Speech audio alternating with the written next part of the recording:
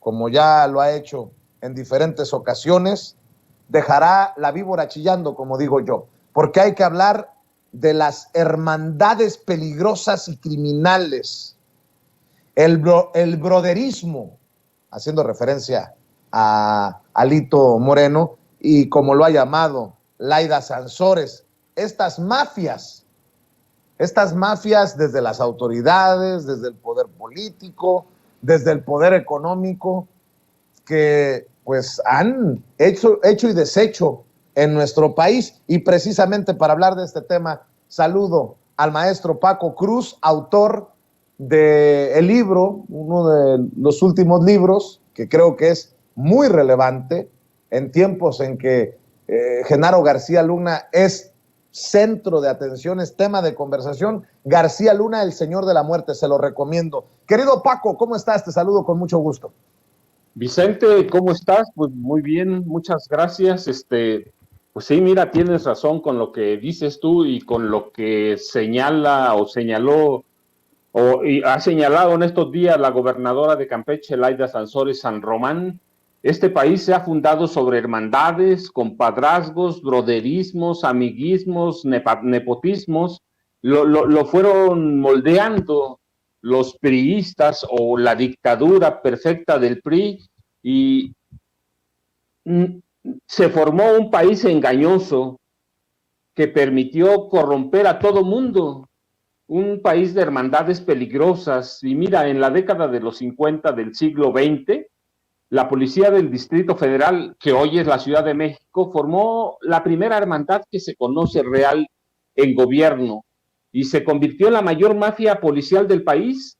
Esta hermandad se ocultó solo cuando Arturo el Negro Durazo llegó a esa policía con su hermandad propia, mafiosa, criminal, queriendo alcanzar la presidencia de la República. Luego Genaro García Luna encabezó, tomando como ejemplo esa hermandad, encabezó con Felipe Calderón Hinojosa una hermandad narcocriminal que operó desde Los Pinos o la Casa de los Presidentes. Y hoy Alito Moreno, dirigente nacional del PRI, lo ha dicho solo, ¿no? Tiene su propia hermandad, es brother de todo mundo. Y al lado de Luis Videgaray Caso, Rosario Robles Berlanga, Emilio Lozoya, Austin y Luis Enrique Miranda Nava, Enrique Peña formó una hermandad que permitió saquear al país. Mira, sin que nos diéramos cuenta, en algún momento de la historia, el país empezó a operar a través de la corrupción de las hermandades o el broderismo, como la llamó Laida Sansores San Román, a propósito de los audioescándalos que han hecho de Alito Moreno una estrella del mal y de la corrupción que permea en el PRI y en el PAN desde hace décadas. Pero mira, podemos ir más atrás, no es algo nuevo. En 1946 se formó la más notoria y peligrosa y sangrienta de las hermandades políticas que llegó a gobernar el país. Aquel año se conocieron en el Senado Adolfo López Mateos, Gustavo Díaz Ordaz, Alfonso Corona del Rosal y Donato Fonseca Miranda. Además de sellar una hermandad bohemia de parrandas y mujeres, de veras, habían rentado ellos un departamento en el Distrito Federal para esas parrandas. Los cuatro se prometieron que aquel que llegara primero al poder ayudaría a los otros a escalar en la escalera política. Y así pasó, mira, llegado a la presidencia, López Mateos hizo presidente a Díaz Ordaz, líder del PRI a Corona del Rosal, al general Corona del Rosal, y a Miranda Fonseca le dio el control del estado de Guerrero. Desde la Secretaría de Gobernación, Díaz Ordaz hizo sus escuderos a Corona del Rosal y a Luis Echeverría Álvarez. En la presidencia de Díaz Ordaz y en la de Echeverría, Corona del Rosal fue pieza clave para crear, reclutar, capacitar y entrenar al grupo paramilitar clandestino Los Halcones, con los resultados que se conocen ahora, las matanzas del 2 de octubre de 1968 y la del 10 de junio de 1971, conocida como la masacre del Jueves de Corpus. Luis Echeverría heredó e impuso en la presidencia a su amigo, su hermano, José López Portillo y Pacheco, con los resultados que también conocemos hoy: frivolidad, corrupción, crisis y saqueo de recursos públicos. Luego, Carlos Salinas de Gortari gobernó con una hermandad en la que sobresalían el espía mayor y represor de gobernación Fernando Gutiérrez Barrios, Pedro Aspe Armella, aquel secretario de Hacienda tecnócrata descendiente de una familia adinerada, que se atrevió a señalar que la pobreza en México era un mito genial, cuando todos sabíamos y podíamos probar que el México de Salinas y de Aspe era una fábrica de pobres.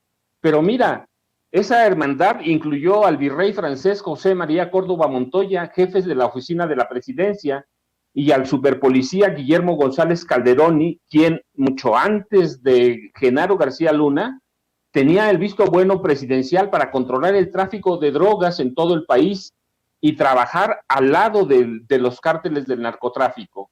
Aquella hermandad y cofradía política en la que sobresalían el asesinado Luis Donaldo Colosio Murrieta, Emilio Lozoya Talman, padre del corrupto exdirector general de Pemex, Emilio Lozoya Austin, y Carlos Jan González, uno de los íconos de la corrupción priista, le permitió entregar el país a una clase empresarial depredadora y crear una nueva generación de banqueros pillos e incapaces.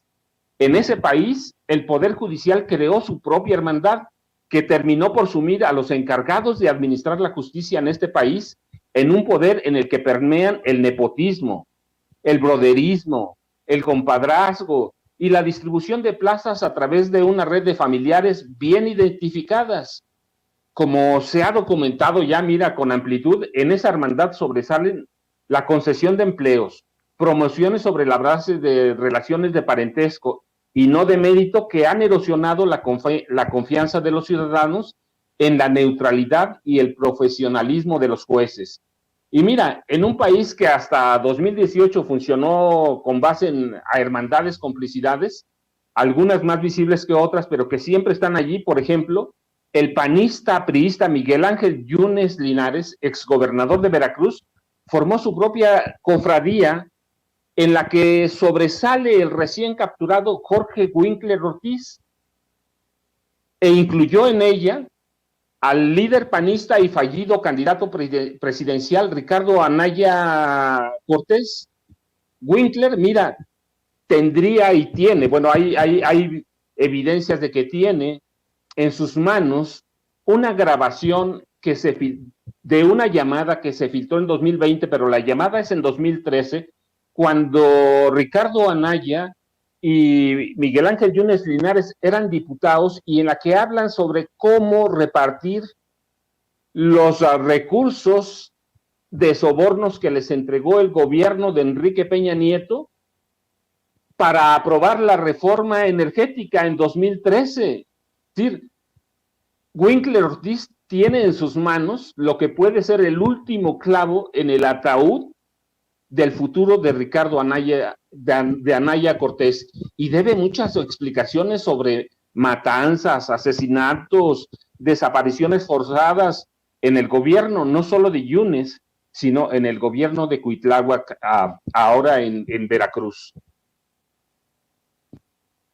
Querido Paco, creo que estas hermandades, este broderismo, se refleja también en la famosa mafia del poder de la que hablaba el presidente Andrés Manuel López Obrador. Y por eso les duele que los exhiban seguido en la mañanera, mi querido Paco. Por ejemplo, hoy es importante señalar, salvo que tú me digas otra cosa, que el presidente Andrés Manuel López Obrador reveló la condonación de 121,000 millones de pesos en impuestos por parte de Felipe Calderón y 244,000 millones de pesos de Peña a los más ricos, a los millonarios de este país. Yo no entendería esto de las condonaciones y de respaldar a los que más tienen en gobiernos como el de Calderón y de Peña Nieto, sin ese broderismo, sin esas redes, sin esa hermandad. ¿Por qué no vemos y escuchamos lo que dijo el presidente Andrés Manuel López Obrador sobre este tema en la mañanera? ¿Cuánto condonaron de impuestos a los grandes contribuyentes, Calderón y el presidente Peña. Nada más de condonación, porque habían muchos mecanismos por los cuales no pagaban o se les devolvían los impuestos. Las listas. Aquí está.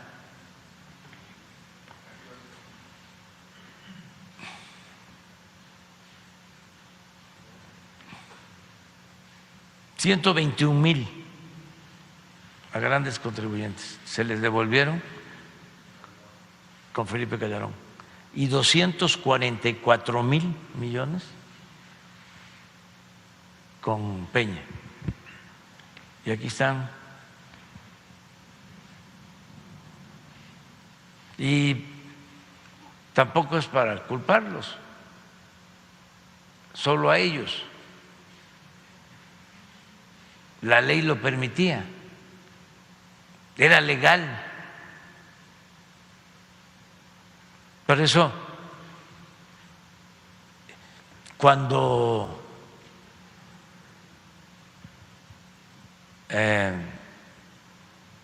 se dieron cuenta de que iba en serio, ya era tarde. Me refiero al bloque conservador del Congreso. A los brothers que seguramente no pueden todavía digerir que en este gobierno ya no se condone impuestos, mi querido Paco Cruz, ¿o estoy exagerando? No, mira, Vicente, te voy a decir algo. El presidente Andrés Manuel López Obrador fue muy claro, solo en este renglón dijo, pero te puedo afirmar con conocimiento de causa y citando documentos internos de la Secretaría de Hacienda, que a través de la condonación, devolución, elusión y otros perdones y otros mecanismos fiscales, como dijo el presidente, a partir del gobierno de Vicente Fox Quesada, cuando se documenta muy bien, el gobierno federal perdonaba cada año en el de Fox cerca de 400,000 millones de pesos. En esa época se documentó que con todos los mecanismos fiscales a favor de los empresarios de este país, no solo los grandes, el presidente habla de los grandes, pero de los empresarios de este país, se perdonaba el equivalente a un presupuesto anual cada 6 años. En el de Fox, la cifra aumentó a cerca de 500,000 millones de pesos anuales. Como dice el presidente, ciertamente legales, pero inmorales. Y en el gobierno de Peña Nieto, esto ya superó 550,000 millones de pesos anuales. Es una barbaridad que se permitió a través de esas hermandades y que empieza en el gobierno de López Portillo, que es un ratero, con toda la camarilla que lo acompañaba a gobernar, incluido Miguel de la Madrid Hurtado, cuyo hijo hoy busca la presidencia, y permite, mira, esa hermandad permite que desde el gobierno de Salinas se vendan a los amigos todas las empresas que tenía el Estado. La primera es Teléfonos de México, claramente, y se les dan todas las facilidades, y luego permite que los gobiernos de Salinas, de Cedillo, se cree una nueva clase de banqueros pillos. Esas son las hermandades que ha permitido o que permitió el sistema y que sedujo al PAN. Sedujo primero a Fox y Calderón se entregó a ellas. Mira, Calderón está documentado también con informes de Hacienda. No cito lo que yo estudio, mira, lo que consulto. Recibió 400,000 millones de dólares por venta de petróleo y los desperdició por sus amigos, por la corrupción, por sus cuates, incluye a su familia y a la familia de Margarita Zavala, ¿eh? Entonces sí, claro, mira, el broderismo, el cuatismo, el amiguismo, el compadrazgo permitió todo eso e incluyó a los empresarios de este país. ¿Para qué? Para que sirvieran como tapaderas de la gran corrupción gubernamental hasta el 30 de noviembre de 2018. Permitió crear nuevas clases empresariales para desviar, transferir, triangular inmoralmente recursos y robar al Estado. Maestro Paco Cruz, déjame preguntarte, esto del broderismo, de los pactos, de las hermandades, ¿también aplica para el periodismo? Te lo pregunto porque hoy Nancy Flores, corresponsal de la revista Contralínea, recordó aquello que no se nos debe olvidar y que lo hemos mencionado contigo y aquí en Sin Censura, lo de la censura autoimpuesta por los medios en tiempos de Calderón para reportar sobre la violencia. De hecho, rescato, ¿no?, este encabezado: pactan 700 medios decálogo sobre cobertura de violencia. Y bueno, pues creo que se les olvidó el pacto, porque hoy andan más desatados que nunca en esos medios y esos periodistas que pues que no pueden ocultar su veneno y su odio contra el presidente Andrés Manuel López Obrador. Déjame retomar el planteamiento que hace Nancy Flores de la revista Contralínea sobre este tema y un poco de las declaraciones del presidente para que me respondas si esto de las hermandades oscuras también aplica para los medios de comunicación. Yo creo que sí. Vamos así. Pues ojalá esta recomendación que hace usted la escuchen estos organismos autónomos, estas instituciones del Poder Judicial, porque pues el pueblo de México no puede seguir ni debe seguir pagando estos altos sueldos y todas estas prestaciones. En un segundo tema, presidente, preguntarle, porque aquí también ayer se estaba dando cuenta de esta reducción de homicidios dolosos y tal vez usted recuerde que en marzo de 2011 50 directivos y dueños de medios de comunicación, en total fueron 700, firmaron un acuerdo, un pacto, le llamaron un decálogo para no hablar de la violencia en México. Estos medios de comunicación en aquel momento decían que no querían hacer apología de la delincuencia organizada ni apología de la violencia. En ese momento, pues periodistas, opinadores y reporteros se ciñeron a estas políticas. Algunos medios nos mantuvimos fuera de ese pacto y en ese pacto lo que se hacía en realidad pues era no retratar lo que estaba ocurriendo en México. Era un pacto de silencio, era un pacto de censura en el cual no se hablaba de la peor crisis humanitaria en la que nos había metido Felipe Calderón Hinojosa. En aquel momento también quien estaba al frente de la Secretaría de Seguridad pues era Genaro García Luna. Estábamos viendo ya una crisis de dimensiones terribles, con matanzas pues de muchas personas, también con estos descabezados, con incluso estos colgados en puentes, cosas que nunca habíamos vivido, ¿no? El cártel de los Zetas pues estaba siendo digamos que el más sanguinario en la historia de México. Cosas terribles, ¿no? Lo de los propios migrantes, cómo eran asesinados por estos criminales.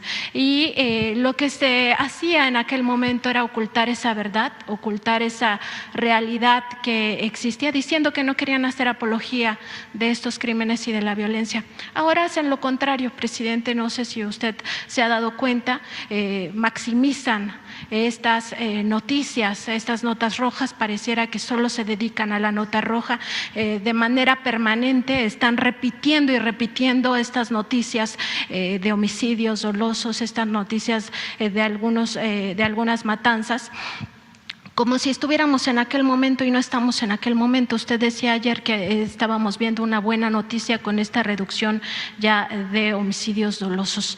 Y en este discurso, en esta narrativa de querer decirnos que estamos peor que antes, que estamos peor que en el sexenio de Felipe Calderón, pues también indican que estamos en un momento de mucha violencia y que no hay un control de parte del gobierno federal, que no hay un control del Estado, sin ver, por ejemplo, las responsabilidades responsabilidades de los otros gobiernos, porque hay crímenes del orden federal y también crímenes del orden común, del fuero común, y en ese sentido todo le achacan al gobierno federal. Preguntarle su opinión, presidente, sobre aquel silencio que se guardó en la prensa mexicana, que se guardó a partir de este decálogo donde no querían hacer apología de la violencia, y ahora, por el contrario, hacen apología de la violencia sin ver las responsabilidades de los gobiernos estatales, de los gobiernos municipales, del PRI, del PAN, del PRD, de Morena, que están, que tienen responsabilidad sobre esta circunstancia y que deben garantizar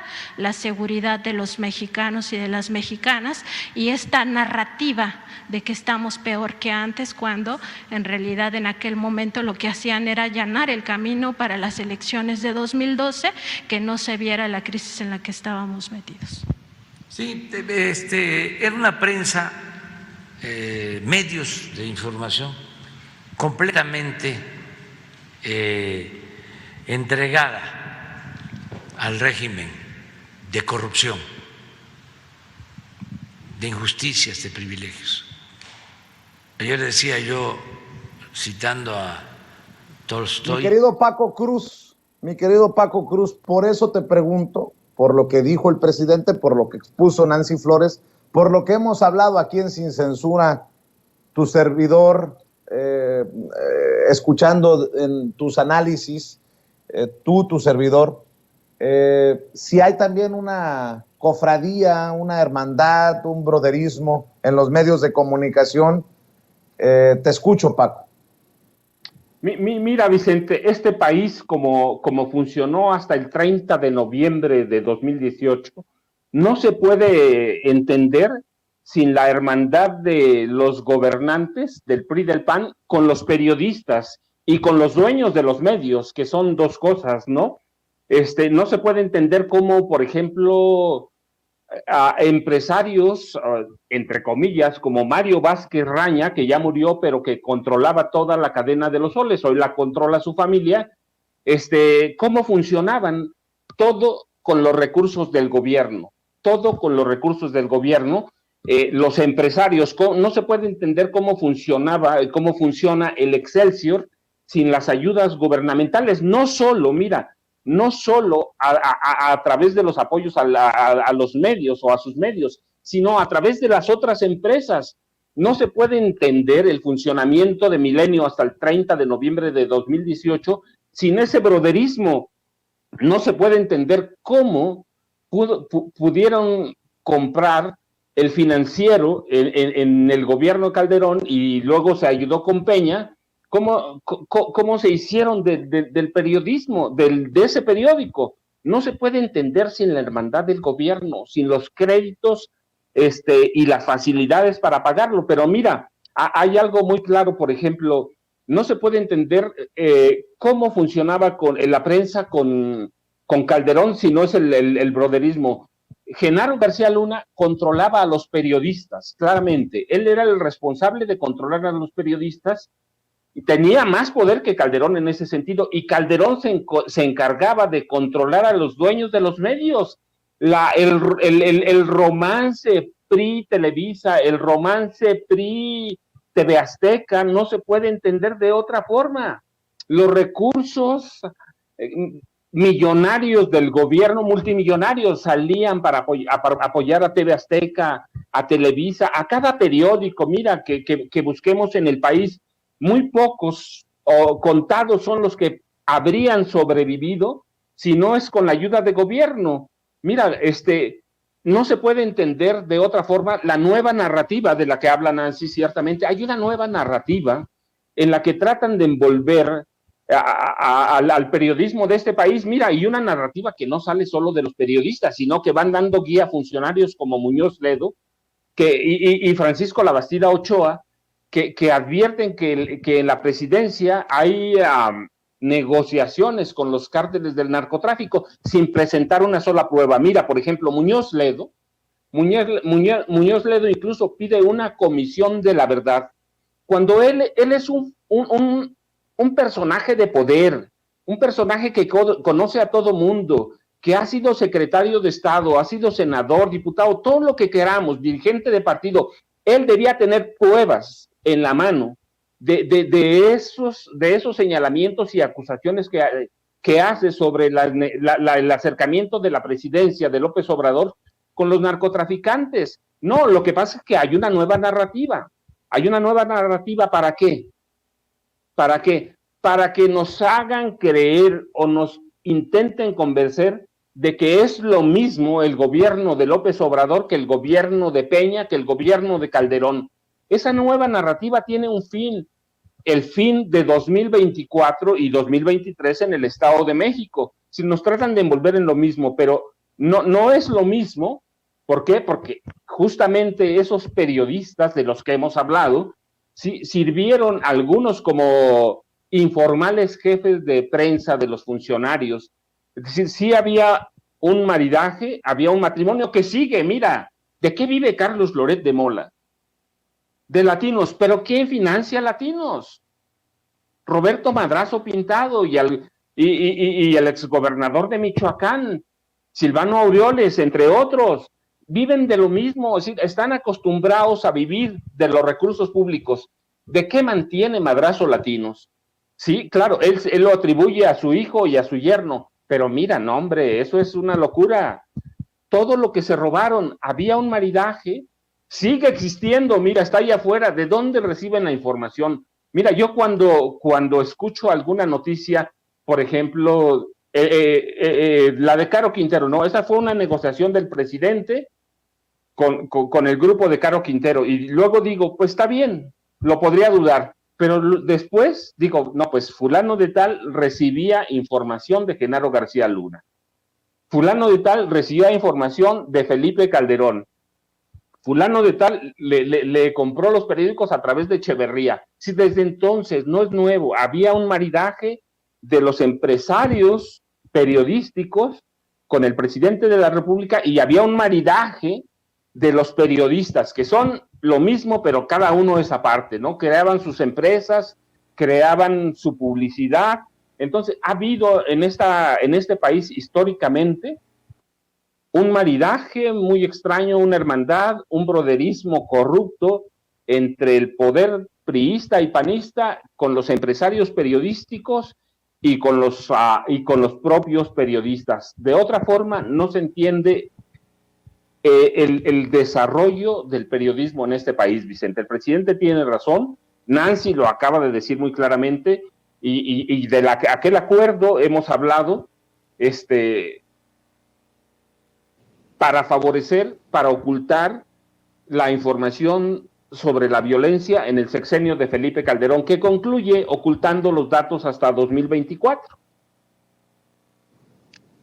Pues fíjese cómo son las cosas, y qué bueno tener la opinión del maestro Paco Cruz. Querido Paco, yo siempre agradecido que estés todas las semanas aquí en Sin Censura, este espacio libre como el viento. Gracias por la confianza, gracias por el respaldo, y ¿por qué no cerramos invitando a la gente para que te siga también en lo que publicas en redes sociales? Vicente, muchas gracias, un abrazo, ya sabes, @Paco Cruz Jiménez en Twitter, Francisco Cruz Jiménez en Facebook, y aquí estamos, nos estamos saludando la próxima semana. Gracias por todo. Te mando un abrazo, Paco. El maestro Francisco Paco Cruz, autor del libro García Luna, El Señor de la Muerte, hablando con nosotros sin censura.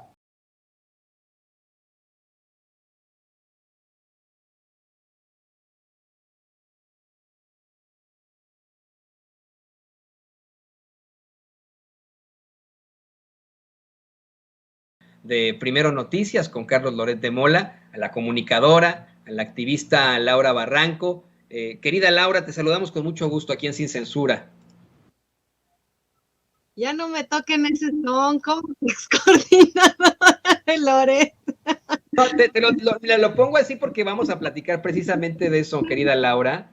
Vamos a platicar precisamente de nuestro paso. Tú y yo hemos estado en los medios de comunicación tradicionales. Hoy nos atacan, nos llaman pseudocomunicadores, pseudoperiodistas, pero así como José Martí, nosotros conocemos al monstruo, pues hemos estado en sus entrañas. Por eso te presento así, porque además de todo, vamos a hablar tú y yo en estos momentos del periodismo militante, del palerismo del que se quejan tanto muchos, y creo que era importante que la gente sepa esto. Tú has sido una de las que han expuesto, han exhibido con todas las de la ley, con pruebas, con muchas situaciones, precisamente a Carlos Loret de Mola en sus montajes, tú como su excoordinadora de información, por eso es que te saludaba de esa forma. Estoy payaseando, no te preocupes. No, pues yo encantadísima, también mi más grato saludo para Vicente, que esta encomienda que sea la mejor y pues sí, efectivamente me uno a la queja, de pronto el canciller Ebrard como que a cierto sector de la prensa nos tiene mucha tirria, en cambio sí vemos muy prestos, y no nada más al canciller, muchos integrantes del gabinete que se dan mucho a desear, pero prestos ahí están incluso 6-1 en tercer grado, ¿no? Pero está bien, no se lo reclama uno, han hecho desempeños muy loables en el tercer grado de Televisa, pero sí a veces se ponen muy, muy difíciles. Entonces, pues de aquí me uno al llamado para el canciller para que le otorgue su entrevista a Vicente. Muchas gracias, Laura, aquí lo apreciamos muchísimo que nos apoyes de esta forma. Vamos a empezar con eso, ¿qué te parece? Vamos a hablar, ¿qué te parece de esta pues situación del periodismo militante, del periodismo independiente, del periodismo convencional, del periodismo profesional, entre comillas, como dicen algunos pues pseudointelectuales que no han tenido ningún tipo de paso sobre pero fíjate, ha surgido una controversia absoluta luego de que Reinaide Ramírez, al denunciar una supuesta censura en la conferencia de prensa mañanera frente a todos, frente al presidente López Obrador, en cadena nacional y mundial, porque la mañanera se puede ver en cualquier parte del mundo, con una audiencia de millones de personas, además de decir que la estaban censurando, agrede a Hans Salazar al llamarle palero. Yo te quiero comentar que cuando yo estudié de jovenzuelo ahí en la Carlos Septién, tenemos un profesor, no voy a dar su nombre para no perjudicarlo, pero que es legendario en esa escuela y que nos decía, sí está bien el activismo, pero si tú quieres ser activista, bájate de la tribuna y toma tu pancarta, no puedes ser periodista. Yo no estoy convencido con eso, yo estoy convencido de que en efecto los cambios gruesos que han ocurrido en la historia del mundo, en la historia de la humanidad, se han dado gracias al periodismo, o grandes cambios. Podemos hablar desde la Revolución Francesa, la independencia de los Estados Unidos, la independencia de México, el incidente de los mártires de Chicago, etcétera, etcétera, etcétera. La misma Revolución Mexicana con Ricardo Flores Magón, eso lo podemos decir con todas sus letras. Y es por eso que mencionaba que tú en algún momento fuiste excoordinadora de información de Primero Noticias con Carlos Loret de Mola.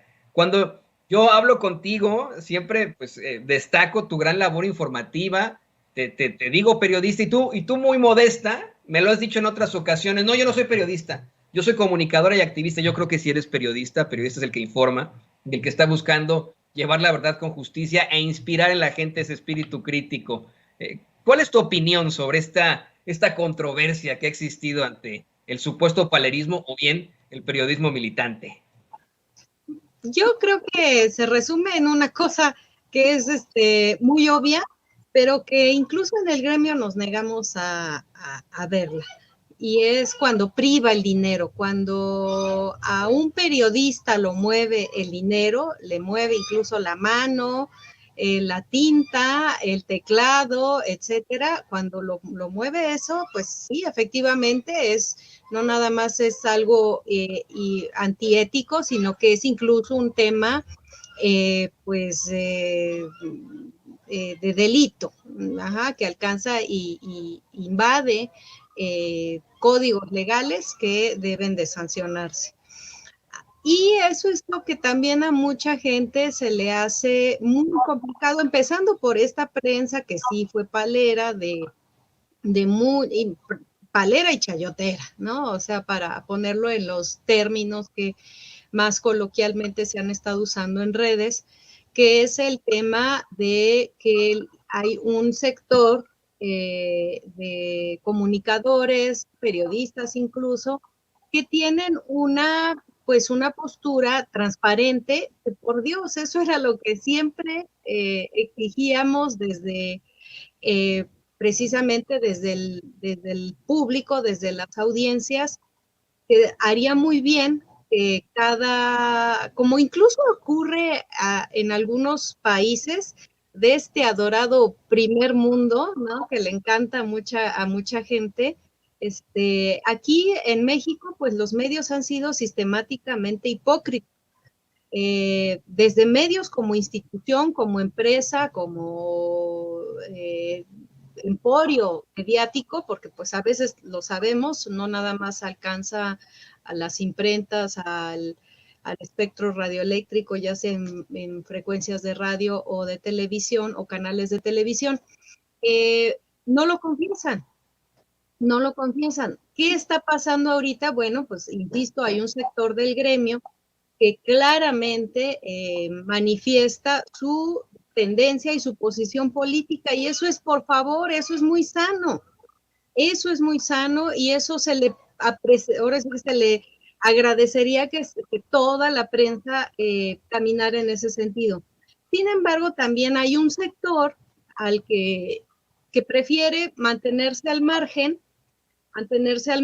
que no se siente del todo convocado y convencido por la apuesta política del actual gobierno federal, encabezado por el presidente López Obrador, y debe de respetarse también. Entonces, pues como yo escribí ese mismo día, lo dudé muchas veces porque sentía yo que estaba, pues ahora sí que la batalla de lodo para todos lados, o sea que ya no, hay veces no sé si les ocurre, ¿no? Que cercanos de uno mismo no leen bien lo que uno escribió y hasta ya te están reclamando algo y no, es que no leíste bien.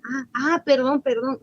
Te están tan enardecidos los ánimos que luego no es lo mejor, no es lo más oportuno. Sin embargo, conozco a ambos, conozco a Hans, conozco a Reina, y pues es lo que dije, y esa es mi posición. Ni ella la considero una golpeadora, no es Loret, para nada es Loret, ni Azucena Oresti, nada que ver Reina con esos dos sujetos, mercenarios y depredadores de la verdad, a diferencia de Reina, ¿no? Y tampoco coincido ni con que se le llame a Hans palero.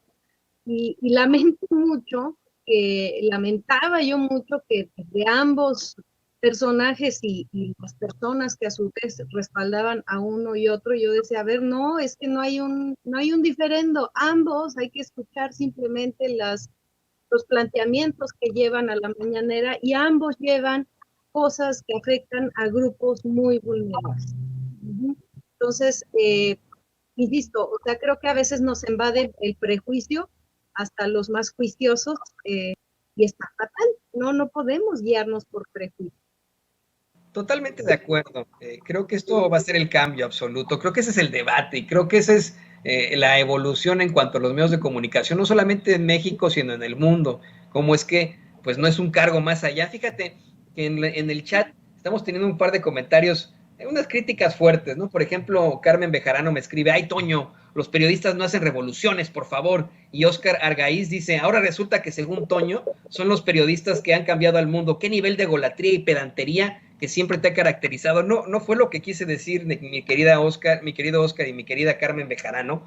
No fue ese el caso. Estoy diciendo que en efecto el periodismo sí ha sido fundamental, no los periodistas, no los personajes, pero el periodismo, cuando ha sido utilizado de esta forma, sí ha sido fundamental en cambios históricos, en cambios humanos, como la Revolución Francesa no se pudo haber concebido sin los periódicos y sin los panfletos que se distribuyeron. Tampoco así el incidente de Haymarket allá en Chicago, cuando se luchó por esas 8 horas diarias.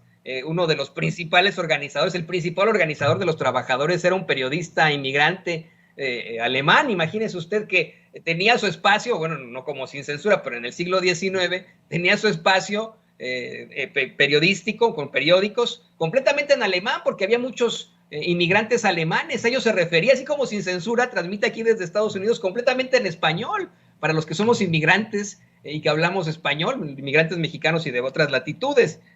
No ese es el caso, no quiero que se malentienda. Nosotros no podemos ser de ninguna forma protagonistas. A mí, Laura, me llama mucho la atención cuando tenemos a personajes como Ciro Gómez Leiva que tratan de discriminar precisamente a Hans Salazar y dicen, pues no lo conocía Hans Salazar. No se supone que nos conozcan a los periodistas. Los periodistas no tenemos por qué tener ahí algún tipo de fama. A mí me choca que digan, ay, es que te conocemos, no te conocemos. Ese no es el caso, ¿no? O sea, los periodistas no tenemos que ser conocidos para nada. El punto es, en definitiva, que tiene que haber un establecimiento de sociedades democráticas y para esto tiene que valerse el periodismo libre e independiente. Pero a veces son cómplices los que se hacen decir periodistas del poder, y le pido a don David que nos grabe con esto, Laura.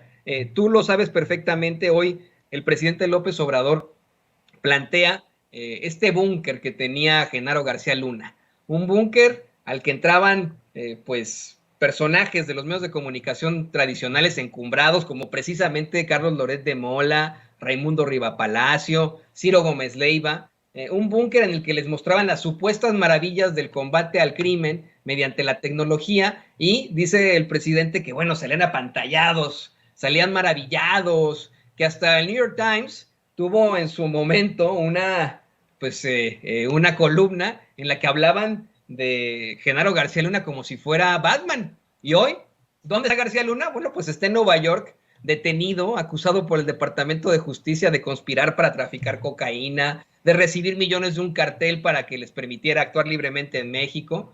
Y tú lo viste de cerca, cuando estabas tú como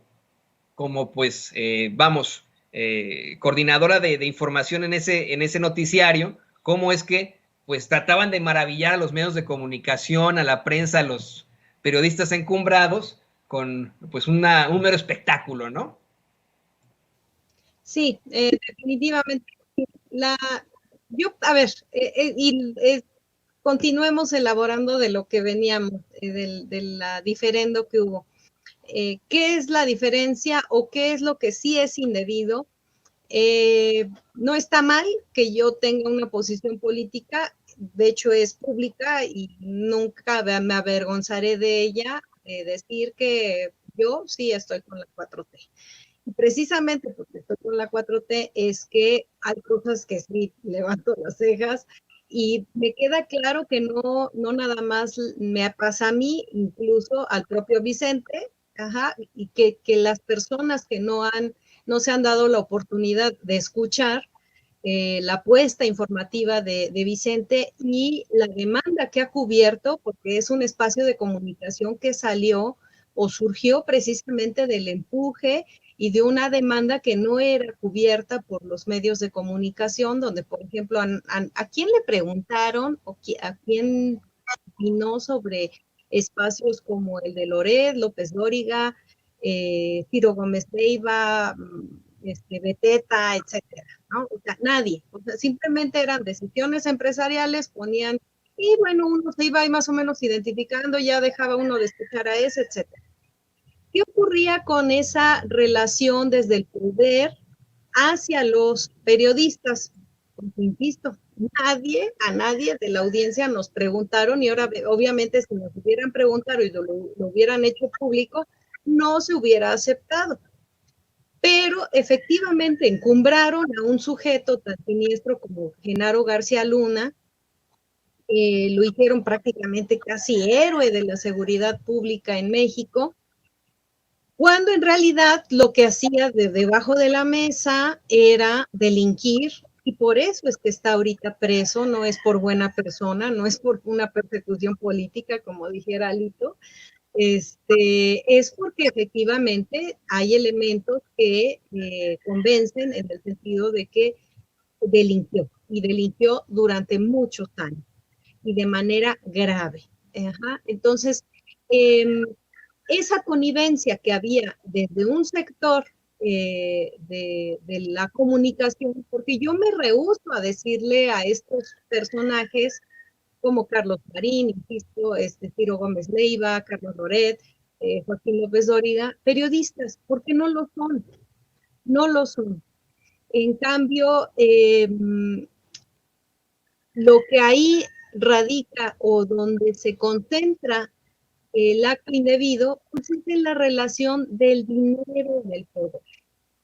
A diferencia, por ejemplo, imagínate que pues sería así como también para levantar ahí la ceja, que de pronto a Vicente, por haber tenido la trayectoria que tuvo, el empuje que tuvo, la apertura que tuvo y que no había espacio incluso en medios latinos en la época previa a que iniciara este sexenio, que lo hubieran hecho secretario de Estado. Ah, ok, ahí sí uno estaría diciendo, a ver, ¿cómo estuvo? A ver, imagínate que ya fuera al menos cónsul, ¿no? Entonces, y no lo es, no lo es. Mucha gente no se concibe que nuestras manifestaciones de apoyo, y son estas personas precisamente, un Loret no concibe que yo haga o diga lo que digo o defienda lo que defiendo gratis, ¿no? Porque para ellos es gratis. El pago para mí es que avance un país en que estaba sumido en la desigualdad, en la corrupción, en la impunidad, y que vayamos avanzando. Y la muestra más vívida, insisto, de uno que está precisamente manifestando de manera transparente su posición política, es que seguimos insistiendo con lo que nos parece incorrecto. Y hace poco lo comentaba yo con Hans. Ninguna de esas vacas sagradas que se sienten impolutas ahorita y que pertenecían a toda esta escoria que se manchó de lodo y de estiércol con Genaro García Luna y que dice el presidente, oh, no, apenas lo llevaba un cursito, oh, todo les causaba admiración. Bueno, ninguno de ellos ha sido capaz precisamente de lograr lo que lograron en fechas recientes Hans y el propio Vicente en, bueno, pues hacer, yo diría que incluso hasta orillar, empujar, estimular a un gobierno que no, personajes como Ricardo Salinas Pliego, como Enrique Peña Nieto, pues no puede haber impunidad sobre ellos. Y te dieron respuestas que, insisto, ni esas vacas sagradas que sí se sienten periodistas han logrado. Ajá. Entonces, pues esos planteamientos, esas respuestas del gobierno vinieron precisamente por una insistencia sistemática, en el caso de Vicente con Enrique Peña Nieto y en el caso de Hans con el tema de Salinas Pliego, que vaya que no le ha costado, no le ha sido fácil.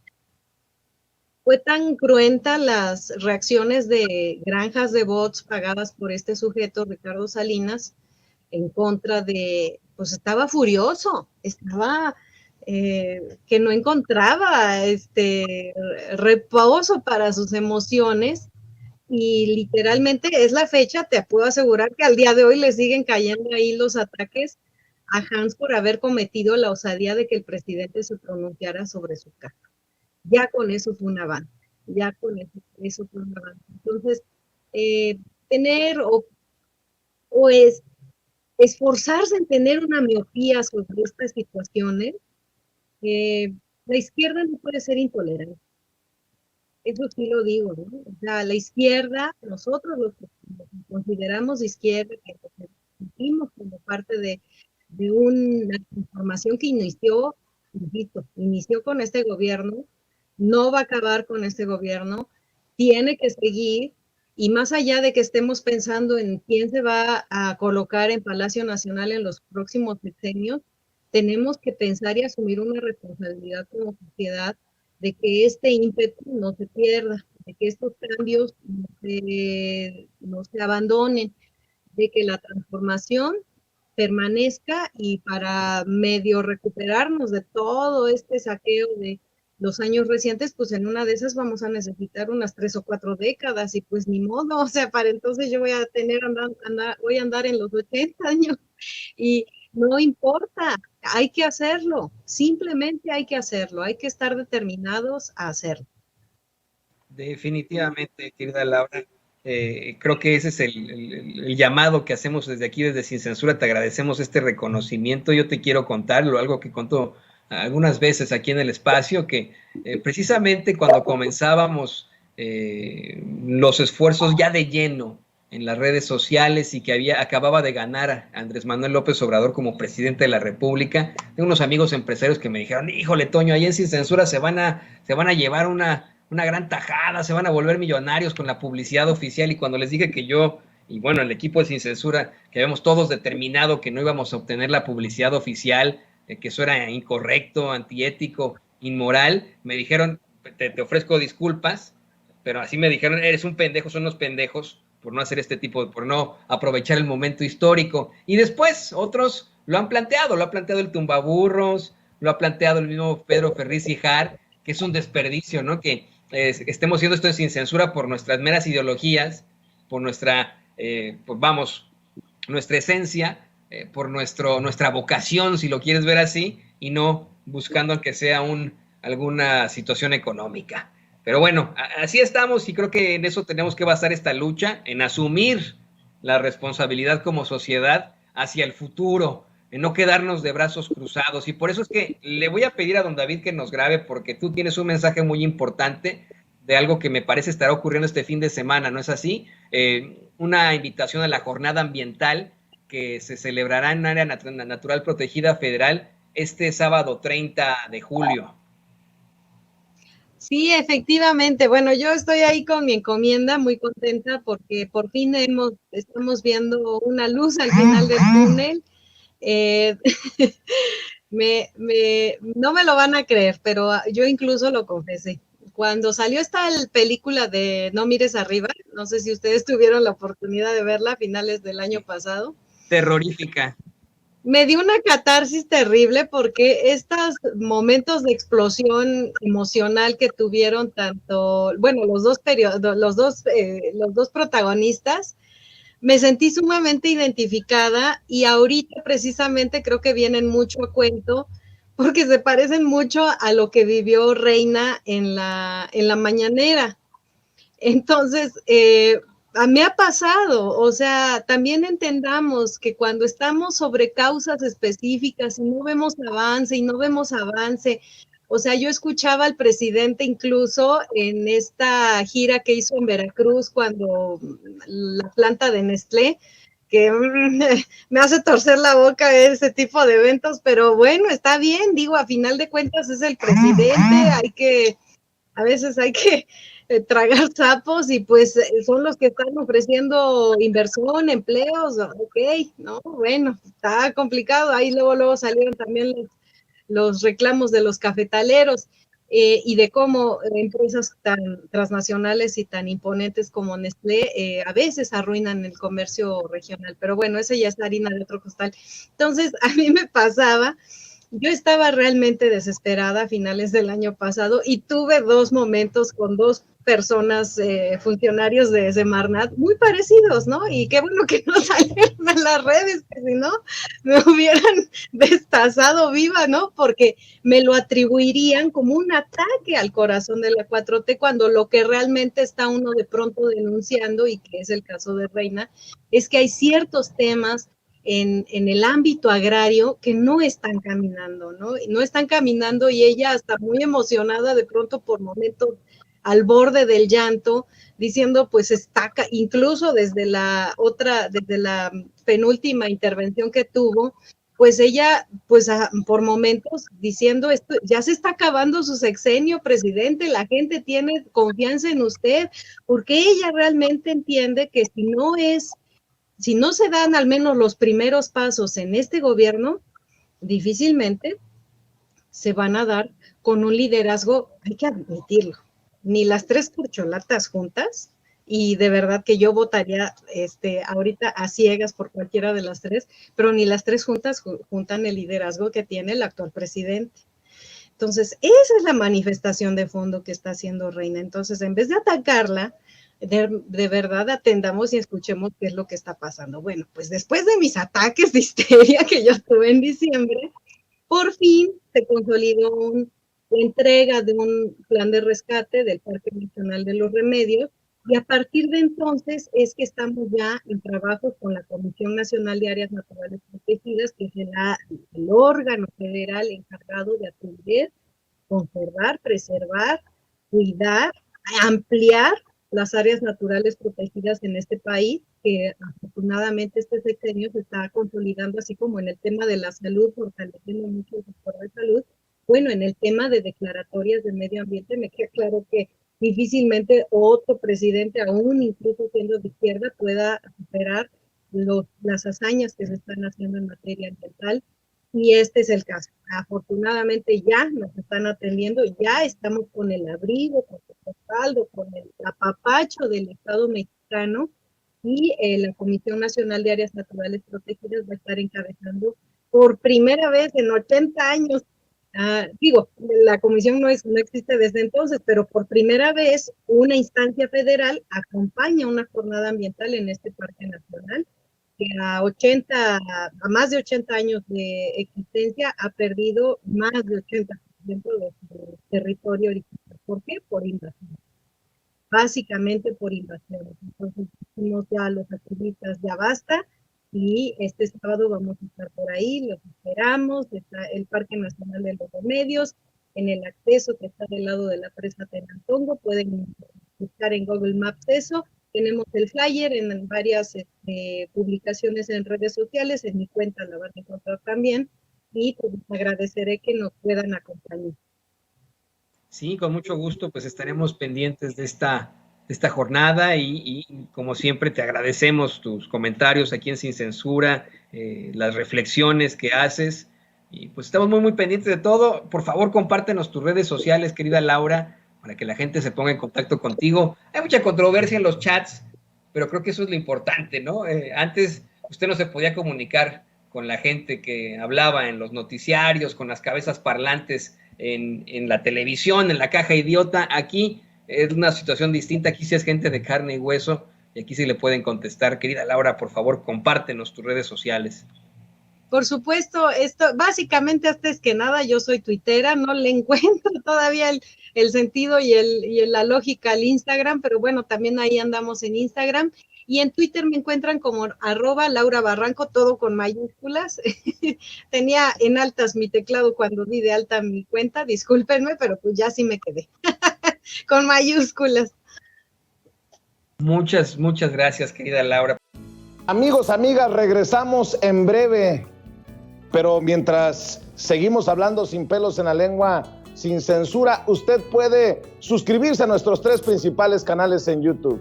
Sin Censura Media, en donde tenemos más de 1,600,000 suscriptores, Sin Censura TV, en donde tenemos más de 1 millón de suscriptores, y en Sin Censura Presenta, en donde queremos llegar muy pronto a los 100,000 suscriptores. Si usted ya está inscrito en Sin Censura Media, suscríbase en Sin Censura TV. Si ya está suscrito en Sin Censura TV y Sin Censura Media, suscríbase a Sin Censura Presenta. Recuerde que es gratis, no tiene que sacar un solo centavo de su bolsillo para apoyarnos. Dele clic en la campanita para que los señores y señoras de YouTube envíen las notificaciones cuando estemos transmitiendo en vivo y en directo o estemos subiendo videos. También nos puede seguir en Twitter en @_Vicente Serrano y hasta en Instagram. Ojo, también estamos en Instagram. Son nuestras redes sociales y con el apoyo de ustedes seguimos creciendo, porque con ustedes todo, sin ustedes nada.